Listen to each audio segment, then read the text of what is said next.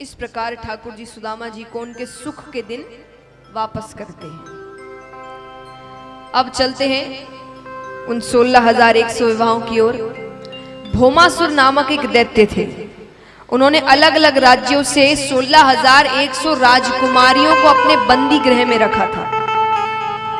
वो भगवान से प्रार्थनाएं करती थी कि भगवान उनकी सहायता करें। भगवान नारद जी को भेजते हैं कि उससे कहो या तो राजकुमारियों को छोड़ दे वरना मुझसे युद्ध करना पड़ेगा। भौमासुर ने कहा नारद जी से, वो कंस के मित्र थे भौमासुर, तो नारद जी से कहते हैं कि कृष्ण से जाकर कहना कि मुझे कंस ना समझे, वो यहां आएगा तो जीवित वापस नहीं जाएगा। भगवान कहते अच्छी बात है। भगवान आते हैं तो सबसे पहले तो भौमासुर के साथ ही एक और दैत्य रहता था, मूर नामक दैत्य। भगवान उसका उद्धार करते हैं। तो मूर नामक दैत्य का वध करने से भगवान का नाम पड़ा, बताओ, मूर नामक दैत्य का वध करने से भगवान का नाम पड़ा मुरारी। फिर भौमासुर का वध करते हैं। अब कन्याओं से कहा कि अपने अपने राज्य चले जाओ। वो सब कहती है अब जाकर कोई फायदा नहीं, कोई अपनाएगा नहीं, अब या तो आप अपनाइए वरना फिर हम देखते हैं। भगवान डर जाते हैं कि कहीं वो कोई गलत कदम ना उठा ले। तब भगवान उन 16,100 राजकुमारियों को अपना नाम देते हैं, अपनाते हैं उन्हें।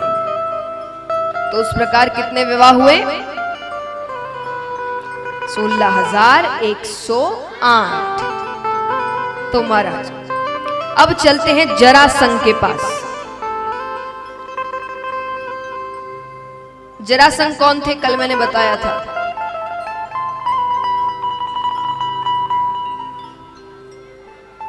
हाँ, कंस के ससुर। तो बार बार आक्रमण कर रहे थे। भगवान बड़े परेशान हो रहे थे। भगवान कहते हैं इसका कार्य तो कुछ ना कुछ करना पड़ेगा। अब देखिए जरासंध बहुत पापी थे, पर उनके पाप का घड़ा भर नहीं रहा था। क्यों नहीं भर रहा था? वो दान बहुत करते थे। कहते दान करने से आपके पाप कटते हैं। अब आप ये ना सोचे कि तो बड़ा अच्छा तरीका है, पाप करो दान करो, पाप करो दान करो, क्योंकि बाद में क्या परिणाम हुआ जरासंध का वो भी देखिए। परिणाम तो मिलता है, बस थोड़ी देर से मिलता है। तो भगवान कहते कुछ ना कुछ तो करना पड़ेगा। तो अब वो दान बहुत करते थे। सुबह उठते स्नान करने के बाद से वो कई ब्राह्मणों को बहुत दान करते। जो भी आता, एक समय बांधा हुआ था, उतने समय में जितने ब्राह्मण आ जाए और वो जो मांग ले वो सब देते। तो भगवान 5 पांडवों के साथ साधु का वेश बनाकर आते हैं। पहले तो वो फल ही देता था, फल हो वस्त्र हो। अगर कोई कह दे कि नहीं भाई ये सब नहीं चाहिए, कुछ और चाहिए, तब वो कहता कि क्या चाहिए बताओ। तो भगवान कहते कि ये सब नहीं चाहिए। तो बोले क्या चाहिए? बोले वचन। बोले कैसा वचन? बोले जो मांगेंगे वही दोगे। वो कहते जो मांगना है मांगो, वचन की कोई जरूरत नहीं, क्योंकि तुम ज्यादा से ज्यादा मुझसे क्या मांगोगे? मेरा राज्य। एक राजा के पास सबसे ज्यादा क्या होता है? राज्य में ही उसका महल आता है, खजाने आते हैं, सब कुछ आता है राज्य के अंदर।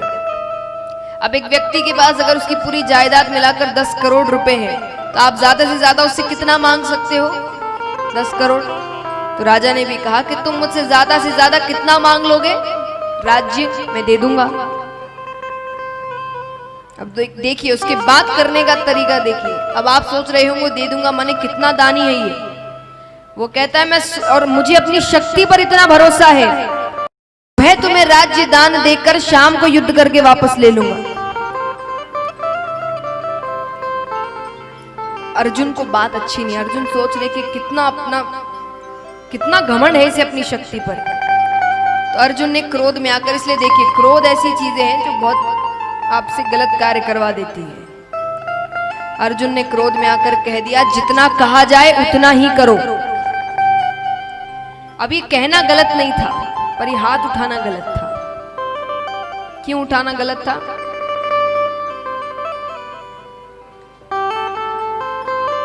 4 वर्ण होते हैं, भगवान ने 4 ही वर्ण बनाए हैं, बाकी सब हमने बनाए हैं। 4 वर्ण होते हैं, कौन कौन से? ब्राह्मण, क्षत्रिय, वैश्य, शूद्र। 4 वर्ण का अर्थ होता है 4 को 4 काम सौंपे गए हैं। ये पहले के अनुसार है, देखिए, और समय के अनुसार चीजें बदलती है, ये कोई गलत बात नहीं है, चीजें बदलेंगी, जैसे जैसे समय बदलेगा। भगवान बदले हैं, भगवान ने कभी मर्यादा पुरुषोत्तम का रूप लिया, कभी कृष्ण का रूप लिया जिसमें राजनीति करी है, भगवान तक बदले हैं। तो समय अनुसार चीजें बदलती है, लेकिन पहले क्या था? 4 वर्ण, 4 लोग अपने अपने काम करते थे, कोई दूसरे का काम। ब्राह्मणों का काम क्या है? शिक्षा देना, पूजा पाठ में शिक्षा देना। पहले गुरुकुल में वो रहते थे, वो शिक्षित करते थे लोगों को, तो ब्राह्मणों का काम था शिक्षा देना। क्षत्रियों का काम था युद्ध करना, राज सिंहासन पर बैठना। वैश्यों का काम था व्यापार करना। शूद्र का काम था सेवा करना। तो ब्राह्मण क्षत्रिय नहीं है, तो ब्राह्मण तो युद्ध करते नहीं है। अब अर्जुन ने जब हाथ उठाया तो हर क्षत्रिय के हाथ में जो उस समय बाण चलाता था, प्रत्यंचा चढ़ाने की वजह से उनके अंगूठों पर एक जैसा निशान होता था, हर क्षत्रिय के जो बाण चलाते थे अच्छे से। तो अर्जुन ने हाथ उठाया तो वो निशान दिख गया। जरासंध कहते तुम ब्राह्मण नहीं हो, तुम क्षत्रिय हो, और वो क्षत्रियों को दान नहीं करता, उसे ब्राह्मणों को दान करता है। तो वो समझ गया, यानी ये लोग कोई और है। तो इसीलिए कहा जाता है क्रोध में हम ज्यादा ही। तो अर्जुन ने क्रोध में आकर हाथ ऊपर कर दिया, उसको दिख गया, उसने कहा तुरंत रूप में आ जाओ। किस असली रूप में? अपने कौन हो तुम लोग? भगवान अपने असली रूप में आते हैं। जरासंध कहते कृष्ण क्या काम है तुम्हें? भगवान कहते युद्ध करना है। तो बोले सीधे सीधे आकर कहते तो मैं मना कर देता क्या? पर क्या करे? जरासंध कहते तुम्हें कोई काम सीधा करने की आदत जो नहीं है। जरासंध ने कहा तुम कोई काम सीधा नहीं करते। तुमने जन्म कहां लिया? भगवान ने जन्म कहां लिया? जेल में, कारागार के अंदर। वो कहते जन्म लेने की जगह है, भगवान बने फिरते हो तुम, कि तुम भगवान का अवतार हो। अरे कोई भी लीला करते, बगल में महल था, कोई भी काम के लिए देव की माता को थोड़ी देर महल जाना पड़ता, तुम महल में जन्म ले लेते, पर तुमने जेल के अंदर लिया। कब लिया? आधी मध्य रात, सबकी नींद खराब करी। थोड़ी देर रुकते, सुबह हो जाती। देखिए पहले के समय सुबह का अर्थ क्या होता था? 3:30 4 बजे सुबह का समय होता, लोग इस समय उठते थे।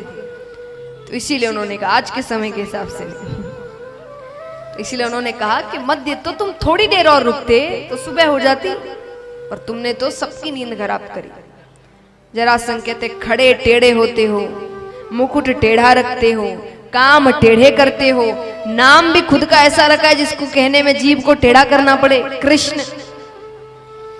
अर्जुन कहते इसीलिए कहा जाता है टेढ़े आदमी के साथ नहीं लगना चाहिए। भगवान कहते मेरी तारीफ हो गई तो युद्ध करें। जरासंध कहते तुमसे नहीं करूंगा। तो भगवान कहते फिर किससे करोगे? बोले भीम से करूंगा। भीम मुझे थोड़ा शक्तिशाली लगता है, वरना तुम में से तो कोई भी मेरे सामने खड़े रहने लायक नहीं है। भगवान कहते अच्छी बात है। भगवान ने कहा मैं तुम्हें मारना भी नहीं चाहता, क्योंकि अगर मैंने मारा तो तुम्हें मेरे धाम ले जाना पड़ेगा। भगवान जिसका उद्धार करते उसको अपने धाम भेजते हैं। ये भी बहुत बड़ी बात है कि आप भगवान के हाथों से मर रहे हैं। रावण, कंस, इन्होंने सबको भगवान ने अपने हाथों से मारा। उनके लिए बड़े सौभाग्य की बात है ये सारी। तो भगवान कहते हैं कि मैं तुमको मारना भी नहीं चाहता। जो भी युद्ध आरंभ होता है, युद्ध मल्ल युद्ध हो रहा है हाथों से, बड़ी कोशिशें कर रहे हैं, पर जरासंध को खरोच तक नहीं है। 27 दिन बीत गए पर उसको कुछ नहीं हो रहा। 28वें दिन भगवान कहते हैं मुझ पर नजर रखना, मैं कुछ इशारे करूंगा। क्यों हुआ ऐसा? एक छोटी सी कथा है। बृहदवीथ नामक एक राजा थे, उनकी 2 पत्नियां थी पर एक भी संतान नहीं।